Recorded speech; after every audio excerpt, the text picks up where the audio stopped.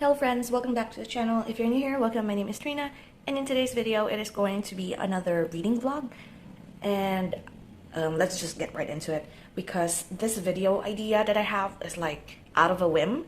I thought about this idea like just last night. So today is June 3rd, as I am filming this, and I got the idea last night.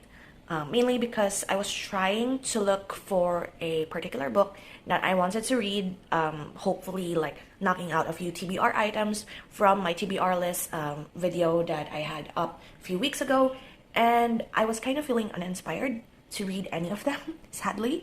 It was like my first prompt jar situation as well, so it was kind of a bit sad, even though I have like finished one of them. So it's starting. I just don't want to like feel any more of a slump. Like I could feel a slump coming in, so this is like my way of motivating myself to like pick up a book and just read and go. This idea also stemmed from this concept wherein like I have found a lot of like booktubers say like it is what I call a 6-star book. So we know how we rate books from ranging from 1 star to 5 star, 5 being the highest, and that is like the general matrix of rating books, especially in like Goodreads, Storygraph, and other apps or trackers to rate books.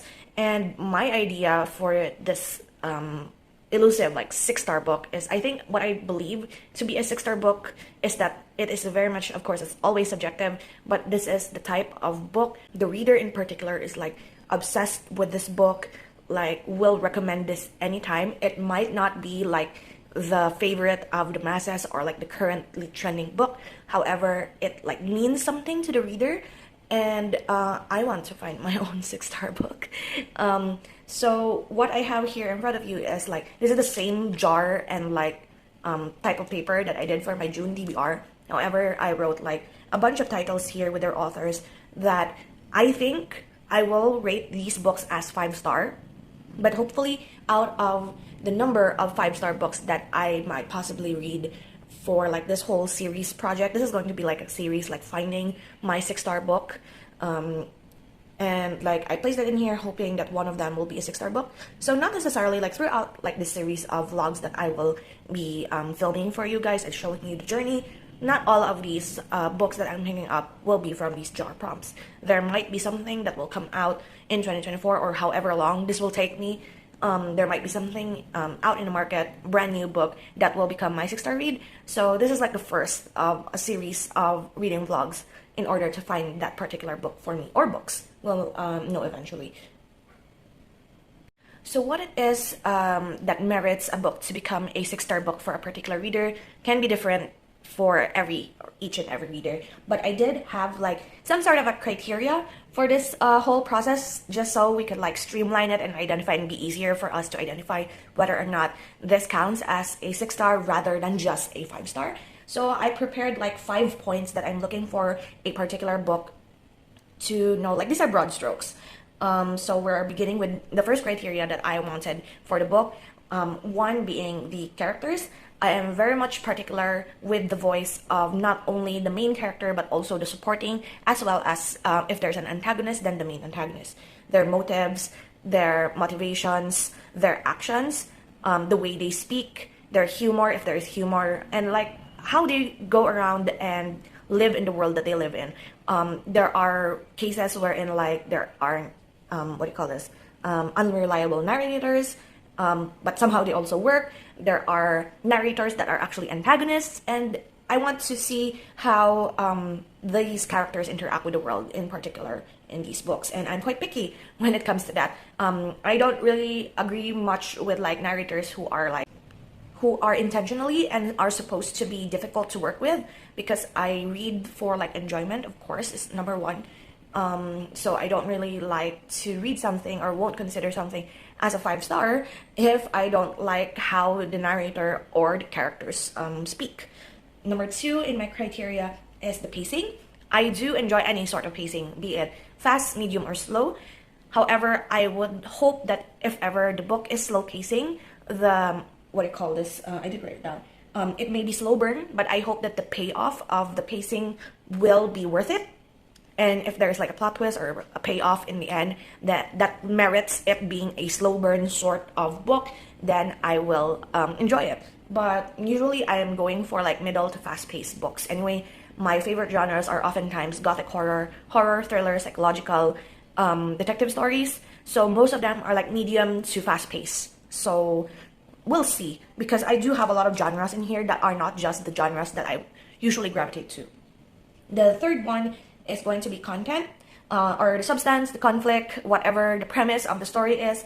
Of course, it won't be a favorite book if I'm not interested with the premise of the story itself, but I hope that whatever I pick out, or like whatever book I choose to be a 6-star book, like what I consider or hope to be a 6-star book, my expectation is that whatever the synopsis or whatever like the thing that sells me the book, like the synopsis of course, or how people describe the book, will be true to what happens in the story. And like, this is like setting yourself up for failure, to be perfectly honest, because not always the synopsis is true to what the story is about, or like you put yourself like such a high expectation and like the synopsis or like how the people who are selling you this book sold it, and you're like super interested, and then it doesn't follow through. So that's kind of a bit upsetting, of course, but we'll just get right around to it once we pick out our books. There's a bird outside my...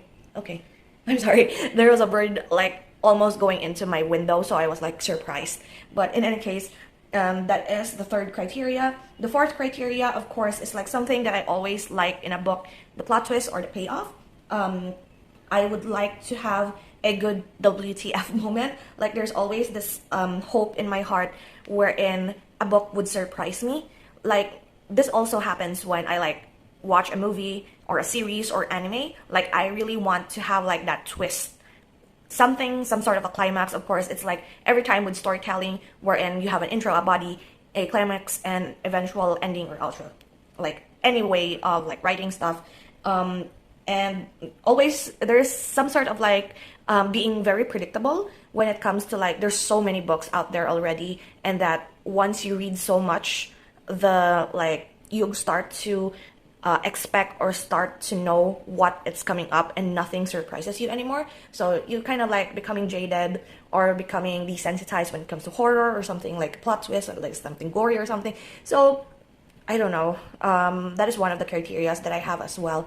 So the last one is a satisfying ending. So this is absolutely subjective to what is considered as a satisfying ending. Like I'll give like an example of a satisfying ending to a book series that I normally don't really gravitate towards, and like the only, like it's the most recent book series that I've read, the Folk of the Air Cruel Prince trilogy. Like it is YA, fae, fantasy, a little bit of romance there, very political. And when I started reading this, knowing how hyped this series is, I did not necessarily enjoy it like 100%. Like I gave it like, the first book I gave it like a 4-star. The second book I don't enjoy that much, so it's like a 3-star, higher 3. And then that last book, The Queen of Nothing, I don't know why, but I was satisfied with the ending that happened. Like the pacing of the book, the ending, I gave it a 5-star because I really enjoyed that ending. And there are like a lot of standalones as well that counted to my 5-star reads. Leech by Hiran Ines, right at the top of my head. Catriona Ward's The Last House on Needless Street. Like those types of books, the endings I really enjoyed and I was satisfied with. And sometimes the satisfying ending are the ones that you are expecting, and probably if the author did not meet that expectation or like do what you expected them to do, it might end up like disappointing. But that's very much subjective, so that's why this is very difficult. So yes, this is going to be quite difficult, but throughout these reading vlogs I am going to like begin the video by picking out 3 books, not necessarily from this jar, but I will introduce like a mini TBR at the beginning of the video, show you guys what I am reading for the video and my expectations for it, and I will talk about the book, whether or not it satisfies any of the categories and criteria that I have, and then we'll do how many videos until I get a 6-star. So this video, I think, concept will have like, I will do like 1 or 2 a month just so I don't burn myself out, but I'm hoping that this video will have like this whole series will end up being like longer or like a lot of episodes, so that it will be quite interesting. So before we jump into anything, that is all that the housekeeping and such, and I've already picked out one of the ones inside the jar. So this is going to be the first read for this whole video series. I'm crossing my fingers. We'll cross the bridge when we get there when it comes to these criterias. So the first one is going to be the beginning of the series, Red Rising by Pierce Brown. So I'm just going to pick out first, and then we'll talk about it as we go, as I pick up the books, rather than like talk about all three in one go. And I would like to like read a little bit of the book before I explain anything. So here is the second pick for this reading vlog video situation. Oh, it is What Once Was Mine by Liz Braswell. So I think Red Rising is somehow sci-fi, I think. What Once Was Mine is a Disney princess retelling of Rapunzel, and Rapunzel is my favorite Disney princess, so that's why I placed it in this jar. And then the last one, Diavola by Jennifer Thorne. So we have what I believe to be a sci-fi, a fairy tale retelling, and a gothic horror. I don't know what Diavola is, if it's gothic horror or not, but yeah, these are the three. I'm going to talk more once I start picking up the books and explain to you a little bit of the synopsis of what these books are.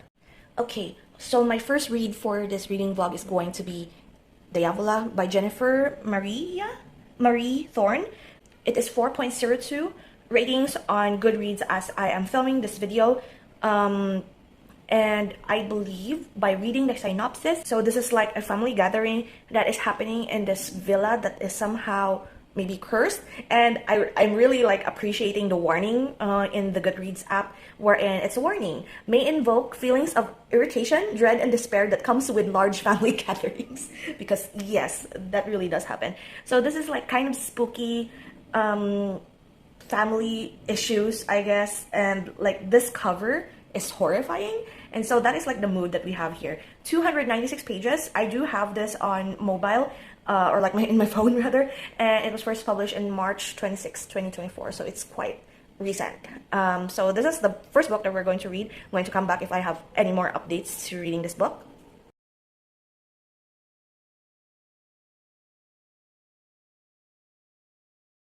So this is a little area in the house that you haven't seen, or like at least the table. I'm actually inside my room. As of the moment, it's kind of dark, but I would like to give a little bit of an update for Diavola, the first book that I'm reading for Project 6 Star is going to be my title for this series. And yeah, so far, it has been like so long since I have read something that would sort of startle me, or like give the effect of it being creepy. And basically this book is like a haunted house situation, wherein this family, the family of the main character, is going to Italy in this villa, wherein all the residences are like, don't go in there, don't open the secret door that has been hidden. Like they are like super warned about this house, and still the whole family is like sensing something's there, but they are not really that, like they're trying to like ignore the fact that this house is creepy. And it is kind of a bad idea that I am reading it during the night, like yesterday, because I was spooked by like little noises in the house, which, to be perfectly honest, I haven't felt for like years reading or watching anything that has horror in it. So far so good. Do I think that this is going to be a 6-star? Probably not, but so far I'm enjoying it. Like, I'm aggravated by the fact that family members are like horrible to the main character and also to the little kids. Like, you know that this family is basically toxic, and it has warnings in the Goodreads synopsis, so I knew going in that it is going to happen. I'm still annoyed by like mainly the older sister. Like, she's the most toxic, I guess, of all of the family members. So yeah, that's the update so far. I'm going to come back once I get more of a reaction to this book, because so far it's just creepy. Hello, it is the next day, and I have finished Diavola by, now I forgot her name again, Jennifer? Question mark? Yes, Jennifer Marie Thorne. Well, this was quite a roller coaster of a book, actually. It started off pretty much like your typical main character who does not want to go to a family gathering because her family is toxic, and everything that happened in the family, most of like their disasters and their misfortunes have been like blamed on her. That's why she doesn't want to go to this reunion in a place in Italy, wherein they went to this vacation home villa sort of situation. Their parents spent so much money just to be able to have this opportunity to live in this villa, and all of the citizens in this town are like super suspicious.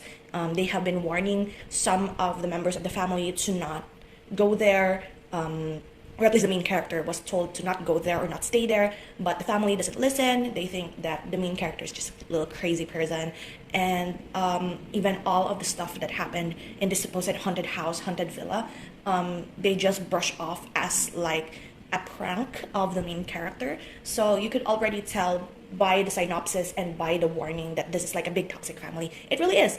And what do you call this? If you ask if this is a 6 star, no, it's not. I enjoyed the first part of the book. I think I did mention earlier in this video that I did sort of find it quite creepy, to the point wherein little noises inside my house when I'm also alone doing stuff kind of spooked me. Like, for example, yesterday I was throwing out the trash and there was a little lizard inside the trash, and it jumped and I also jumped, and it was dark, so I was kind of a bit surprised there and like spooking myself. However, as the story progresses, there's kind of a bit of like a dip in the storyline of like the fear, like the scary thrillerish factor kind of dip, and like the madness increase, which to be fair is quite interesting of a take. The plot twist in the story is also kind of like, I knew it, which to be fair is like, okay, it is doable. It is an okay plot twist to the story. Like, it made sense now when they revealed that part of the story that was not, or like was in question like a few chapters before. So that is good. So based on the criteria that we have, the 5 criteria, character, the first one being the main character, Anna Pace. I did read in like the comment section of Goodreads that the lower like ratings, that she was sort of like a self-centered main character who does not want to socialize or mingle with the rest. Like, all her life, she has been doing something that she doesn't want to do, and then she just cracked and broke, and then the ending actually is quite nice for her. So good for her, good for her. But then again, for the enjoyment, I guess, of me as a reader, reading a very toxic family relationship, even the like people that are going into the family, like the husband of the sister, the boyfriend of the brother, are also quite, in a way, toxic themselves. So yeah, it's kind of a bit meh on the character side. The pacing was good, actually. There is one part, only one part, that I have complained. That's why I can't really give this like a higher rating, because it is medium pacing. Like, the jump start of the book was great when it comes to the scare factor. Like, it's an even pace for the scares, and then it dipped, and then it went back up again. So not perfect, but it's doable enough for me. The content, I agree with one of the commenters in Goodreads that said that what's scary about this book is not the haunted house and the ghost that haunts it, but rather the toxic family dynamics. And yeah, in a way, it shows like cases wherein not only this being like the straw that broke the camel's back when it comes to this girl cutting off her all her ties to this family, but it was like a major life event, I guess, for them. And you can see how each of the family member responded to this tragedy, I guess, and you can see how horrible they are. The payoff or the plot twist was also kind of okay. It's not really that like surprising to me. I don't have that good WTF moment at all. And no, the 5th one, the satisfying ending, which is quite subjective, all I can say is that good for her. Like, for all the people who are struggling mentally, mental health wise, when it comes to like toxic people, not only just family members, but also like your friendships and relationships, once you know that it's toxic, just cut it off and find something that is worth living for, something like that. And I think the only jump scare that I have experienced yesterday while I was reading the book, this is not a spoiler, not necessarily a spoiler, but I would like to mention it here because I was surprised. Anna Pace had like an ex, I don't know, fiance or boyfriend. They already broke off at the beginning of the book, and somehow during the whole book, they had one conversation wherein I don't know, they did not mention if it was the ex-boyfriend's sister or something, but her name was Trina, which is also my name. And like the conversation went like, oh yeah, Trina was already pregnant and had a baby. And I'm like, okay. It's kind of weird. Sometimes it's kind of weird. I don't know if you guys, any of you feel that way when you found your name somehow written in a book, that you are like kind of pique your interest on what that character is or who that character is. So far, I think I have like I kept tabs on this. Like I already found 3 Trinas in a book, not necessarily like Catherine, Katrina, no, just Trina. And I think the first one was in Flipped. I forgot if there was a character there, but I think that was the first one. The second one in Fourth Wing, there is a Dragon Rider with that name, and then the third one is this sister or like somewhat of a family relation to the ex-boyfriend of the main character. So that was like a little bit of fun. So now, oh sorry, I forgot to mention my rating for Diavola by Jennifer Marie Thorne. I gave it actually a 3 out of 5. Kind of a bit low, but still kind of okay. I am okay with this.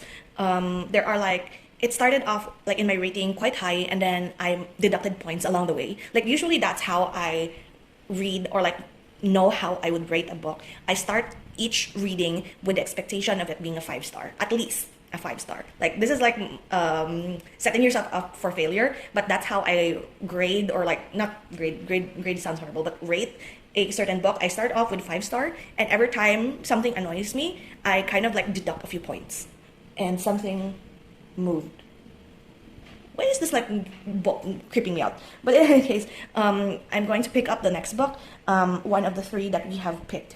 It was yesterday, I believe, or like 2 days ago rather. I started on a Monday. Did I start on a Monday? Like it took me 2 days to read this book, and I already forgot. But I'm going to pick up the next book, which is Red Rising by Pierce Brown. It is part, or like book 1 of the Red Rising saga. I think this is more about a caste system situation wherein we always follow. I noticed that this is a pattern, like you can see like in the Hunger Games, like those sorts of types of survival books. Red Queen, I guess, also Cinder. There's always like we follow the main character of like part of the oppressed part of this class system, and then they are like going to revolt, revolution, something like that, take down the government, those types of situations. It's always like that. However, I have heard so much good things about this book. Like I'm browsing Goodreads right now, and it is at a 4.27 out of 5-star rating, and 50% of the people who have rated this book gave it a 5-star. And I don't know at first when I picked this out whether or not I was going to re-roll it, because I don't find that it is a good idea to start a new series when I still have a series ongoing that I have not finished yet. So I have not finished A Conjuring of Light, which is the 3rd book in the Shades of Magic trilogy. I put it down a bit at like the 50% mark because I wasn't feeling the 3rd book at all, and it's kind of sad because I really love the 1st book of the series. And so me jumping into another series that is also quite long kind of bit intimidates me, but I am keeping a positive outlook on this challenge in this situation, because the goal is to find good books with high ratings that I would like to recommend to other people. That is like the goal of this whole challenge. I always wanted to like be one of those people wherein people would ask, oh, what's your favorite book? And I just, right off the bat, I could say a book and not like browse through my memories and finding which one I would recommend to this person. And so this is the goal of this whole challenge. Not only just the 6-star rating, hopefully, but also like being able to be that person, I guess. So yeah, that is the update so far. I'm going to start Red Rising today. Hopefully I get a good chunk of the book today. It is 382 pages and was published January 28, 2014, which is 10 years ago. So I'm very much late into this, but better late than never. Hello, it has been a little while since I have filmed It took me like 3 or 4 days to finish Red Rising. And what is this book? And why did I give it a 5-star? So technically, I gave this book a 4.5 star, but Goodreads doesn't do in the middle stars, and I don't really find that this should be lowered or round down, so I rounded it up to 5 stars anyway because I quite enjoyed Red Rising. And not gonna lie, I want to pick up the next book for this because it's kind of exciting, but also I would totally understand if like there are people in the comment section of Goodreads saying that this book was kind of a bit boring for them, and I completely understand what they meant. So what this book is Red Rising, first book in the Red Rising saga by Pierce Brown, and it is some sort of like I pitched this actually to my best friend, who I think I did a bad thing or like a bad way of pitching because she is no longer interested in reading this book, but I pitched it to her as some sort of like think of it as Percy Jackson, but it is in like an adult format or like for adults format of a story.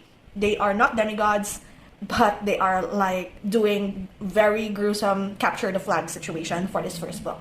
So Red Rising is about our main character Darrow, who lives in like the inside or like the underground of Mars during this time wherein the Earth is actually not being able to sustain life anymore because of like I think probably population growth, rapid population growth, and so humans on Earth have taken it to space to look for different planets and also the moon to live in. And these people, known as the Reds, are the ones who are living underground, mining or digging for, I think it was called helium-3 or something like that, but like ores, mines, materials, resources, in order to help terraform these planets in order for people to live in. That's like my understanding of it. So it is kind of like some sort of a Hunger Games situation as well, because they are like miners and mining district of some sort, and they are led to believe, like I think this is in the synopsis of Goodreads, but they are being led to believe that they are doing this for a bigger cause. They are like the pioneers into the production or like the rather gathering of resources in order to provide resources in order for other people to come live in Mars. But in reality, of all the years that they have been laboring underground, turns out society has been flourishing at the top layer or like the overworld. Business has been flourishing. People have been living their lives all throughout like generations, and then they have been like classified into different colors. Like the reds are the miners. We have the greens, I believe, are the doctors, or like was it tech? I forgot which one. The yellow and the green. It's in between those two, which are the techs and which are the medical people. The obsidians being like military people. The pinks being like entertainment and services, and like they are categorized based on their color. And also like their color also represents like their physical colors, like their eyes and their hair. And then who reigns them all are the golds.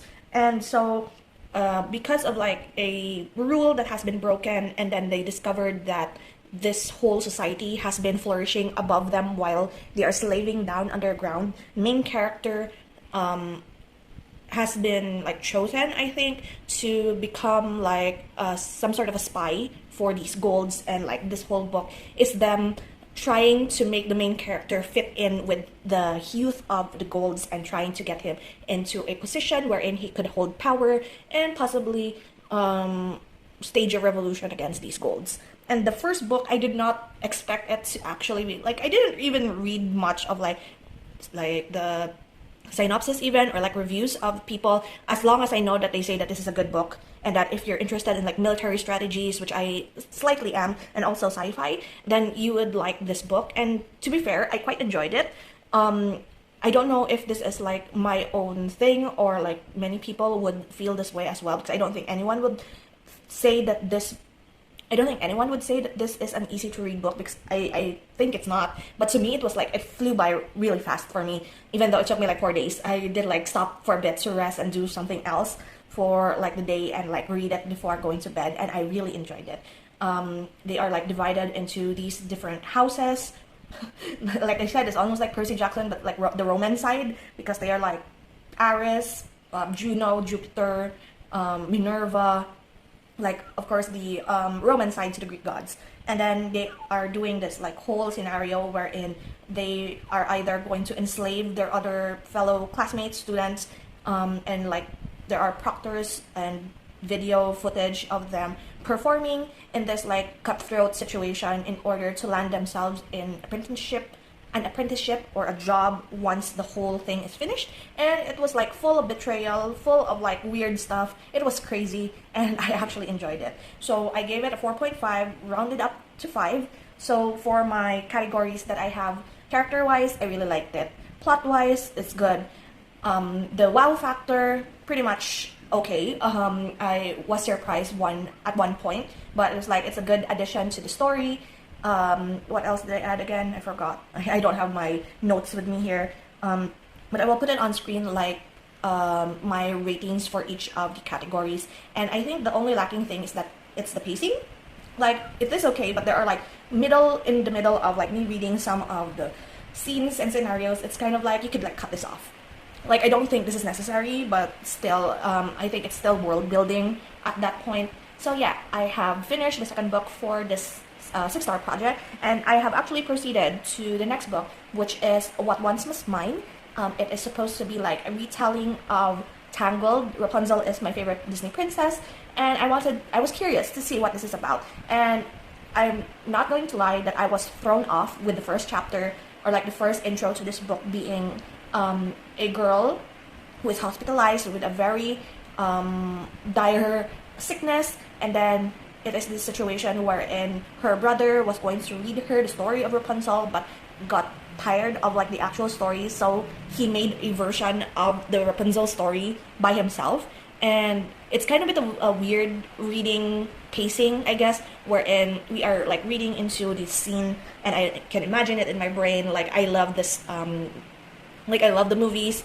I really enjoy Tangled in general, and then I could literally see or like picture in my brain, in my mind's eye, all of the scenes that are playing out, and then suddenly this little sister inserts like thoughts and stuff in between the chapters of what she is thinking about the alterations that her brother has done in the story. It's kind of throwing me off a bit, but in any case, I'm still feeling hopeful. If this is not going to be a 6-star, I am hoping this is at least a 4. I hope. So I'm going to update you once I read more into the story, because it's kind of interesting. The story is supposed to be about what if the queen of I was supposed to say Arendelle, but no. The queen was supposed to be I forgot what is the name of the kingdom of Rapunzel, but the queen was supposed to be like, of course we know the story of her getting sick while being pregnant with Rapunzel, and so she drank this medicine made from the sundrop flower that was supposed to rejuvenate and give her life. What if that was not the right flower, and that was the whole point of the story? So I'm still in the early chapters, like 3 chapters in, and I'm excited. I'm quite excited to continue with the story. I'm going to do this real quick, but I am going to not continue with What Once Was Mine, the book, and I'm going to pick out a new book, because it has been a week and I have not felt like picking up that book. So for the purpose of this video finishing, I'm just going to pick out another book, a different book, and we'll get back to What Once Was Mine like another time. I'm rushing actually because there is construction going on. And here we have the next book, The Vegetarian by Han Kang. I'm going to start reading this book for now and update you guys what this is about. I cannot really film at all today because of the construction. They're having a little break. So that's why I was able to film this clip. But yeah, What Once Was Mine is now replaced by The Vegetarian by Han Kang. So it's a little bit later in the day, and I have reached like 59% of this whole book, The Vegetarian by Han Kang, and I'm just going to say it. I'm going to DNF this book. I'm going to DNF it simply because ew. All I can say is just I'm so grossed out by it, I guess. It's like divided into 3 sort of segments, or like 3 like connected stories. So the first one being like my first impression of this book, like my initial like rather expectation for this book. I thought that if you look at the cover of it, I thought it was like a reverse of the what do you call that? What is that cannibalism book? Tenders the Flesh. and it's not actually. So the first book, being the vegetarian, or the first part of the book, is this Korean couple. The woman was like having these nightmares, like very vivid, bloody, gory nightmares about like eating meat raw and like being like a vicious animal sort of situation, and that prompted her to stop eating meat. And she also like forced this lifestyle onto her husband, who well, isn't a vegetarian, of course. And so she not only does not eat meat, but she also does not sleep because of the terrible nightmares that she accounted in the book of like what are these nightmares that she's experiencing. And it's a very much a vivid and gory like situation, and I understood that part. However, there are a lot of like sexual instances in this book, a lot of like what do you call this, references to her body that I'm not very comfortable with. And like this husband of hers thinks that she's like a plain woman, while she like her sister was like a very hardworking woman, very good figure. Everything about this sister-in-law of his, he is attracted to sexually, and like and then this family of hers was forcing her to eat meat because she is like deathly pale, not enough protein. She didn't plan her vegetarian lifestyle well. Like, of course, if you're like, I'm not a vegetarian, so I don't know what there is, but like there are a lot of places where you can get protein, like beans, I guess, tofu, a lot of different areas wherein you can actually realistically do it. But to her, she staved off everything that has to do with animals. And then yeah, she got sick, blah blah blah, and eventually this husband wants to divorce her after like different situations that happen in the book.